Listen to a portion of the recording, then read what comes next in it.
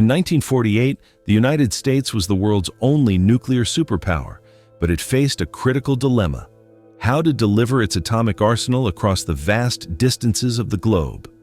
The newly formed U.S. Air Force believed the answer lay in massive, land-based B-36 bombers. However, the U.S. Navy had a much more ambitious and radical vision. They proposed the construction of the USS United States, CVA-58, the first in a new class of supercarriers. This wasn't just another ship. It was a floating, mobile nuclear airbase designed to bring the power of the sun to any coastline on Earth. Measuring over 1,000 feet in length and displacing 65,000 tons, the USS United States was engineered for one singular purpose: to launch the heavy, 50,000-pound long-range bombers required to carry the massive nuclear warheads of the era. It was a bold statement of naval supremacy, a machine designed to ensure that the ocean remained the primary launching pad for American strategic power. The design of the CVA-58 was a radical departure from everything that had come before. To accommodate the massive wingspans of nuclear-capable aircraft, the ship was designed with a completely flush deck. There was no island, no bridge or command tower rising from the flight deck to obstruct the path of the giant bombers. Instead, the command center was tucked away in a specialized retractable structure or submerged within the hull itself. This gave the ship the appearance of a gargantuan flat steel plateau floating in the Atlantic. It featured 4 powerful steam catapults, more than any carrier in history, designed to hurl heavy bombers into the sky with enough velocity to reach deep into enemy territory. The USS United States was meant to be the centerpiece of a new kind of naval warfare, where a single ship could hold the fate of entire nations in its hangars. The engineering inside the hull was equally monumental. To move this 65,000-ton steel fortress at speeds exceeding 33 knots, the CVA-58 was to be equipped with a propulsion system of unprecedented power. It required 8 massive boilers and 4 geared turbines, generating over 280,000 shaft horsepower. The flight deck itself was to be made of heavily reinforced armored steel, capable of withstanding the heat and weight of the next generation of jet-powered bombers. Every aspect of the ship, from the massive ammunition elevators designed for nuclear payloads to the specialized fuel systems, was built on a scale that dwarfed anything from the Second World War. The Navy wasn't just building a carrier. They were building the ultimate deterrent, a steel ghost that could vanish into the fog of the ocean and reappear anywhere to deliver an unstoppable strike. Subscribe to the channel, hit that like button, and stay with us until the very end, because you are about to witness the most brutal political betrayal in military history, where the keel of this giant was destroyed just 5 days after it was laid, and the secret revolt of the Admirals that followed, nearly tearing the Pentagon apart. If you are fascinated by the giants of the sea and the machines that were too big to fail but did, you are in the right place. We are diving into the tragic legacy of the USS United States. The psychological impact of the CVA-58 on the American military establishment was profound. For the Navy, it was a symbol of survival in the atomic age. For the Air Force, it was an existential threat to their monopoly on nuclear weapons. This tension turned the construction of the ship into a high-stakes battlefield before the first plate of steel was even welded. The USS United States was caught in the middle of a total war for funding, where the question wasn't about the ship's technical capability, but about who would control the ultimate weapon of the 20th century. While the workers at Newport News Shipbuilding were celebrating the start of construction in April 1949, they had no idea that behind closed doors in Washington, the death warrant for their stillborn Titan had already been signed. The CVA-58 was a masterpiece of naval ambition, but it was sailing into a political storm that no amount of armor plate could withstand. The design of the USS United States was a radical solution to a problem that seemed impossible at the time: how to launch a plane the size of a commercial airliner from a moving deck.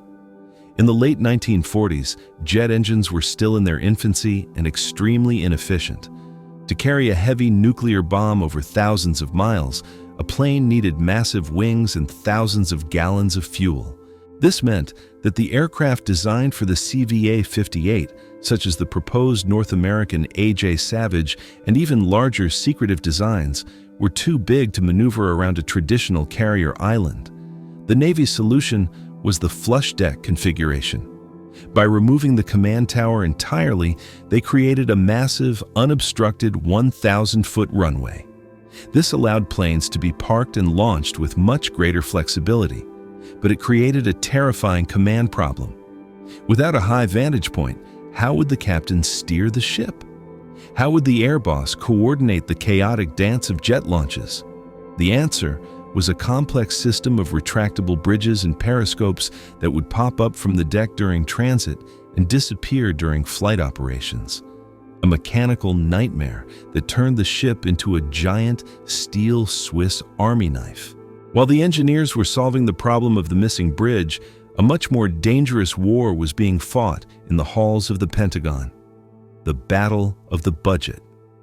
The post-war era was a time of brutal austerity, and the newly created Department of Defense was looking for ways to cut costs.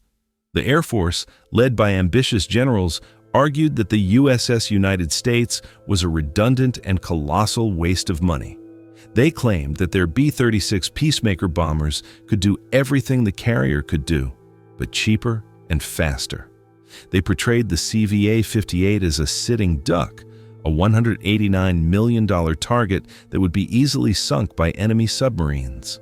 The Navy fought back, arguing that land bases could be captured or destroyed, but a supercarrier was a mobile piece of American territory that could vanish into the 70% of the Earth covered by water. This wasn't just a disagreement over tactics, it was a fight for the very soul of American defense, and the USS United States was the primary target of the Air Force's political artillery. The technical specifications of the bombers intended for the CVA-58 were staggering for the era.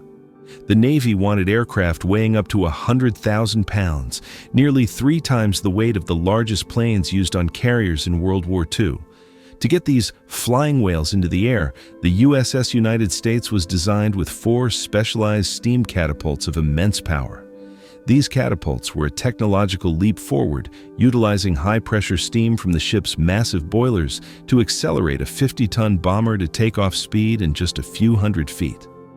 The stress on the flight deck during these launches would have been incredible. The deck was planned to be made of heavy armored steel plates, reinforced with deep girders to prevent the ship from buckling under the weight of its own nuclear-capable fleet. It was a machine built to the absolute limits of 1940s metallurgy and physics. Inside the belly of the beast, the logistics of nuclear warfare were being mapped out. The CVA-58 was designed with specialized special weapons storage areas, heavily shielded, temperature-controlled vaults where the massive atomic bombs of the 40s would be assembled and stored. Moving these multi-ton weapons from the deep magazines to the flight deck required a system of high-speed, heavy-duty elevators that were a feat of engineering in themselves. The entire internal structure of the ship was a maze of reinforced bulkheads and automated fire suppression systems designed to ensure that even a direct hit wouldn't trigger a catastrophic nuclear chain reaction. The Navy was building a nuclear hive, a ship that could sustain operations for months without ever needing to return to port, fueled by a logistical chain that spanned the entire globe. But as the keel was laid down at Newport News in April 1949, the political trap was already closing. Secretary of Defense Louis A. Johnson, a man with strong ties to the Air Force's strategic bombing doctrine, was waiting for the perfect moment to strike. He didn't care about the engineering brilliance of the flush deck or the power of the steam catapults. To him, the USS United States was a symbol of Navy arrogance. While the shipyard workers were welding the first massive steel plates of the keel together, Johnson was secretly preparing an executive order that would shock the world. The CVA-58 was about to become the center of a palace coup within the American military, a tragedy that would leave the Navy's admirals in a state of open rebellion and the world's first supercarrier as nothing more than a pile of scrap metal.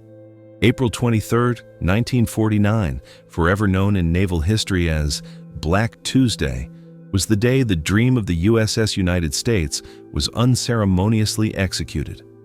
Only 5 days earlier, the keel had been laid at Newport News with a sense of triumph. Workers had barely finished welding the first massive steel sections when the Secretary of Defense, Lewis A. Johnson, issued a shocking one-sentence directive. Construction of the vessel, CVA-58, is hereby canceled. Johnson didn't consult the Chief of Naval Operations. He didn't warn the Secretary of the Navy. He acted with a cold, calculated brutality that was designed not just to save money, but to humiliate the United States Navy and establish the Air Force's B-36 bomber as the sole arbiter of American power. It was a political decapitation that sent shockwaves through the entire military establishment. In an instant, the thousands of hours of engineering, the millions of dollars already invested, and the future of naval aviation were tossed into the scrap heap. The reaction within the Navy was one of pure, white-hot fury. Secretary of the Navy John L. Sullivan resigned in protest the very next day, a move that was practically unheard of in the history of the cabinet. But the real explosion was happening among the admirals. They saw the cancellation of the USS United States as a betrayal of national security. To them, the Air Force was selling the American public a mirage of cheap, easy nuclear victory through strategic bombing, while leaving the nation vulnerable to any conflict that required a mobile, flexible response. The stillborn Titan became a martyr, a symbol of everything that was wrong with the new unification of the armed forces.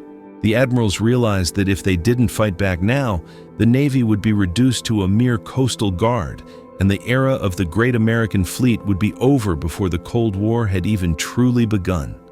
What followed was the legendary Revolt of the Admirals. High-ranking naval officers, risking their careers and facing the threat of court-martial, began a shadow campaign of industrial sabotage against the Air Force's B-36 program. They leaked classified documents to the press, alleging that the B-36 was a sitting duck that couldn't perform as advertised. They claimed the Air Force had bribed officials to secure the funding that had been stolen from the CVA-58. It was a civil war within the Pentagon, played out in the headlines of every major newspaper in America. The USS United States, though it was nothing more than a few thousand tons of steel in a dry dock, was the ghost that haunted every congressional hearing. The Navy was fighting for the right to exist in the atomic age, and they were using the memory of their lost supercarrier as a rallying cry for a balanced national defense. Technically, the cancellation was a disaster for Newport News shipbuilding. The massive dry dock, which had been specially prepared for the 1,000-foot hull, was suddenly silent. The specialized steel plates, manufactured to withstand the weight of nuclear bombers, were ordered to be cut up for scrap or diverted to other, lesser projects. The engineers who had spent years solving the flush deck mystery and the steam catapult challenges were laid off or reassigned. A decade of naval innovation was effectively deleted in less than a week. The Air Force celebrated, believing they had finally killed the carrier for good. They didn't realize that by destroying the USS United States, they had inadvertently created a generation of naval officers who would stop at nothing to build an even more powerful class of ships, the future Forrestal and Enterprise supercarriers. As the scrap torches began to cut through the keel of the CVA-58, the ghost ship began its long journey into the archives of military failure. It was a machine that was too powerful to exist because its existence threatened the political balance of Washington. The USS United States was a casualty of a war fought with memos and budgets instead of torpedoes and bombs. But the lessons learned from its design, the flush deck, the heavy steam catapults, and the requirement for massive mobile air power, would survive the political firestorm.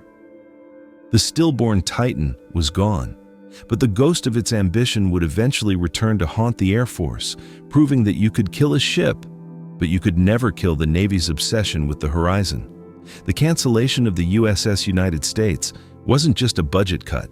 It was a strategic gamble based on a massive technical deception. While the Air Force was publicly celebrating the death of the Supercarrier, the Navy launched a desperate counterattack using the only weapon they had left: classified data. Naval intelligence began leaking internal reports that painted a devastating picture of the B-36 Peacemaker, the very plane that had supposedly made the CVA-58 obsolete. According to these secret documents, the B-36 was a mechanical nightmare with engines that caught fire at high altitudes and a radar signature so large it could be detected from hundreds of miles away. The Navy argued that while the Air Force was promising cheap nuclear victory, their bombers were actually sitting ducks for the new generation of jet interceptors. In contrast, the USS United States would have been a moving, invisible base, launching its own high-speed jets that could dodge enemy defenses. This was the technical treason of 1949, a situation where two branches of the American military were actively trying to prove the other's technology was useless, all while the world sat on the brink of another global conflict. The technical comparison between the CVA-58 and the B-36 program was a study in two different philosophies of war. The Air Force believed in massive retaliation, sending hundreds of slow, giant bombers to level entire cities. The Navy, through the design of the USS United States, was proposing surgical nuclear strike capability. By bringing the launch platform closer to the enemy's coast, the CVA-58 could use smaller, faster, and more survivable aircraft. The Supercarrier was designed to be a chameleon of the sea, utilizing its 33-knot speed to vanish into the vastness of the Atlantic or Pacific, making it nearly impossible for an enemy to target. The Air Force dismissed this as Navy propaganda, but their own internal tests showed that finding a carrier in the open ocean without modern satellite surveillance was like finding a needle in a dark room. The USS United States was a masterpiece of mobile deterrence, but its technical brilliance was being smothered by the political weight of the strategic bombing lobby. Then, in June 1950, just over a year after the keel of the CVA-58 was cut into scrap, the world changed. The Korean War erupted, and suddenly, the cheap nuclear victory promised by the Air Force was nowhere to be found. The massive B-36 bombers were useless in a localized, conventional conflict where nuclear weapons couldn't be used for political reasons. The U.S. military desperately needed exactly what the USS United States was designed to provide: massive, mobile, and sustained air power that could be projected from the sea. The existing World War II-era carriers were too small for the new jet fighters, and their decks were literally melting under the heat of jet exhausts. The Pentagon was forced to admit a humiliating truth. The cancellation of the CVA-58 had been a strategic blind spot of catastrophic proportions. The Navy was right. The stillborn Titan was exactly the tool America needed to hold the line in Asia, but it was already at the bottom of a scrap pile in Virginia. The technical fallout from the Korean War led to a frantic reversal of policy. The Defense Department, which had mocked the idea of a supercarrier just months earlier, suddenly authorized the construction of the Forrestal class, a direct evolution of the USS United States design. But the delay had been costly. Thousands of lives were lost because the U.S. didn't have the floating air bases that could have dominated the skies over Korea from day one. The revolt of the Admirals was vindicated, but it was a bitter victory. They had lost their ghost ship, and they had watched the Navy's reputation be dragged through the mud, only for a real war to prove every single one of their technical arguments. The CVA-58 was the sacrificial lamb of American naval history, a machine that had to be destroyed so that its successors could eventually be built. Inside the archives of Newport News, the blueprints for the CVA-58 were pulled out once again. Engineers realized that while the ship itself was dead, its genetic code was perfect. The four-catapult layout, the massive armored deck, and the requirement for a ship over 1,000 feet long were all incorporated into the new supercarriers. But the flush deck concept, the idea of a carrier without an island, was largely abandoned in favor of a small, side-mounted command tower. The USS United States remained a unique, pure vision of a nuclear strike ship that would never be replicated. It was a machine that existed in a brief window of time when the Navy thought they could build a ship that was entirely invisible to the sky. It was a technical masterpiece that was killed by a political lie, leaving behind a legacy of "what if" that still haunts naval architects to this day. The cancellation of the USS United States, CVA-58, did not just destroy a ship. It ended the careers of some of the most brilliant naval officers in American history. The Revolt of the Admirals concluded with a series of brutal congressional hearings. Admiral Louis Denfeld, the Chief of Naval Operations, was unceremoniously fired for testifying against the Secretary of Defense. Other high-ranking officers were sidelined or forced into early retirement. To the outside world, it looked like a total defeat for the Navy. But history has a strange way of vindicating the losers. Just 2 years after the keel of the CVA-58 was sold for scrap, the U.S. government realized its mistake. The Korean War proved that strategic bombers couldn't win every conflict, and the need for a supercarrier became undeniable. In 1952, the Navy laid the keel for the USS Forrestal, a ship that was essentially the USS United States reborn with a slightly different deck layout. The stillborn Titan had died so that the modern supercarrier fleet could live. The technical DNA of the CVA-58 can be found in every American aircraft carrier currently sailing the world's oceans. The 1,000-foot deck standard, the use of 4 powerful steam catapults, and the requirement for massive internal nuclear weapon magazines were all pioneered for the USS United States. Even the move toward nuclear propulsion in the 1960s with the USS Enterprise was a direct realization of the Navy's original dream for the CVA-58, a ship that could stay at sea forever, delivering unstoppable air power to any corner of the globe. The Air Force's B-36, meanwhile, was retired within a few years, replaced by jet bombers that still required the very overseas bases that carriers were designed to bypass. The Ghost Ship had won the technical war from beyond the grave, proving that the vision of the Admirals was far more far-sighted than the political maneuvers of the Pentagon.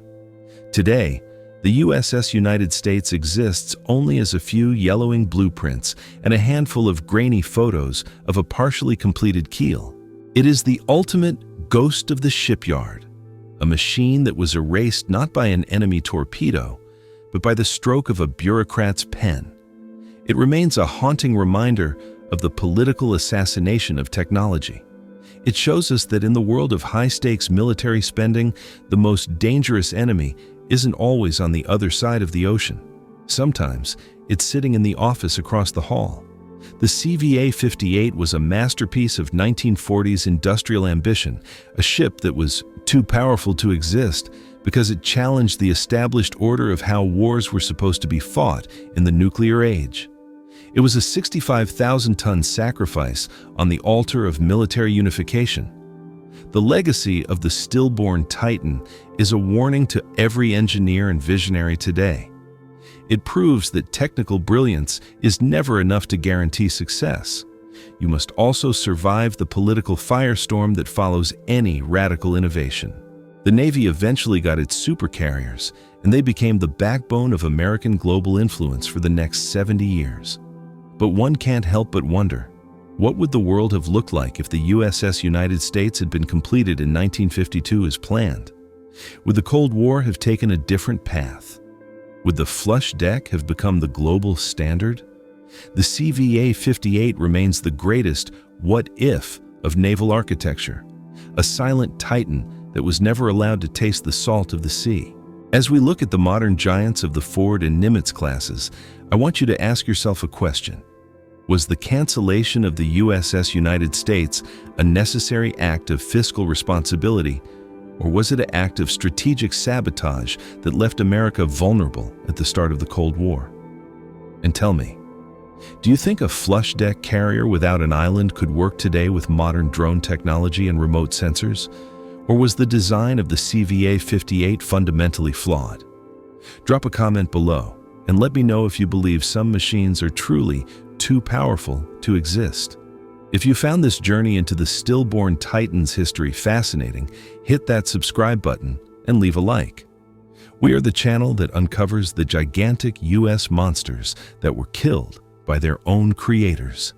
See you in the next deep dive into the vault of forgotten power.